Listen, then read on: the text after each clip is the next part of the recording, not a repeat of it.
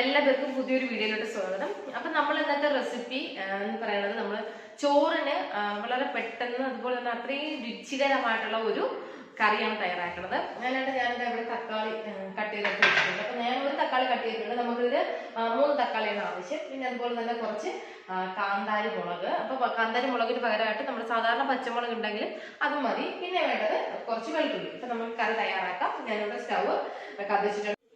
നമുക്കിനി ഇതിലോട്ട് കുറച്ച് ഓയിൽ ഒഴിച്ചു കൊടുക്കാം. പിന്നെ കുറച്ച് ജീരകം. അപ്പം നിങ്ങൾക്ക് ജീരകത്തിന് പകരം നിങ്ങൾക്ക് കടുക് വേണമെങ്കിൽ പൊട്ടിക്കാം. പക്ഷെ നമ്മൾ ജീരകം ചേർത്ത് നമ്മളിത് ചെയ്യുമ്പോഴത്തേക്ക് ഒരു ഫ്ലേവറും കൂടെ ഉണ്ടാവും കേട്ടോ ജീരകത്തിൻ്റെ. അപ്പം നിങ്ങൾക്കത് ഇഷ്ടമുണ്ടെങ്കിൽ മാത്രം ചെയ്താൽ മതി, ഇല്ലെങ്കിൽ സ്കിപ്പ് ചെയ്തിട്ട് നിങ്ങൾ കടുക് ഇട്ടോളൂ ഇതിലോട്ട്. ഇനി നമുക്കിതിലോട്ട് നമ്മൾ എടുത്ത് വെച്ച കാന്താരി മുളകും അതുപോലെ തന്നെ വെളുത്തുള്ളി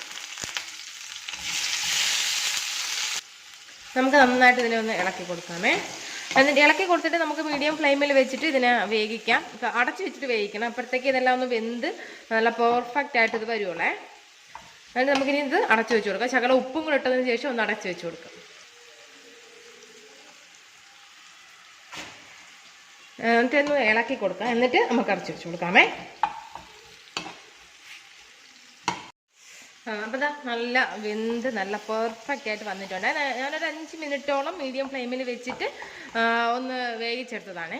നല്ല അടിപൊളിയായിട്ട് വന്നിട്ടുണ്ടേ.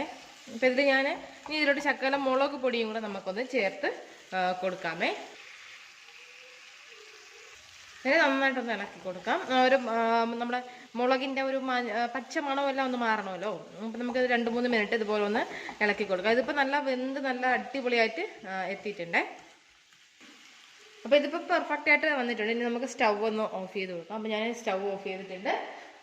ഇനി നമുക്ക് ഇതിലോട്ട് കുറച്ച് മല്ലിയില. അപ്പോൾ സാധാരണ നമ്മൾ കറിവേപ്പിലയൊക്കെയല്ലേ ഇങ്ങനെ ചേർക്കുന്നത്.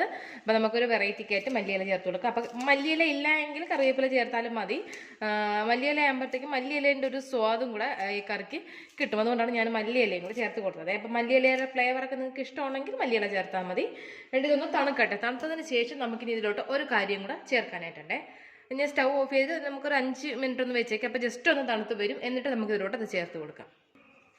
അപ്പോൾ ഒരു 5 മിനിറ്റ് കഴിഞ്ഞിട്ടുണ്ട്. നല്ല തണുത്ത് നല്ല റെഡി ആയിട്ടുണ്ട്. അപ്പോൾ നമുക്കിതൊന്ന് ജസ്റ്റും കൂടെ ഒന്ന് ഇളക്കി കൊടുത്തതിന് ശേഷം കുറച്ച് സവാള നമ്മൾ ഏറ്റവും ലാസ്റ്റ് വേണം ചേർക്കാനായിട്ട്. കാരണം നമ്മൾ സവാള നമുക്ക് കടിക്കാനായിട്ടൊന്ന് കിട്ടണം. എന്നിട്ട് വയറ്റി അങ്ങ് എടുക്കേണ്ട കാര്യമില്ല. കുറച്ച് പച്ചയ്ക്ക് സവാള കിടക്കണം. അതാണ് ഈ കറിക്ക് ടേസ്റ്റ്. അടിപൊളി രുചിയാണ്. നിങ്ങൾ ഒരു പ്രാവശ്യം ട്രൈ ചെയ്ത് നോക്കുക. ചോറിനോടൊപ്പം സൂപ്പർ ടേസ്റ്റാണ്. എന്നിട്ട് ഇതെല്ലാം കൂടെ നന്നായിട്ടൊന്ന് മിക്സ് ചെയ്തും കൂടെ കൊടുക്കണം.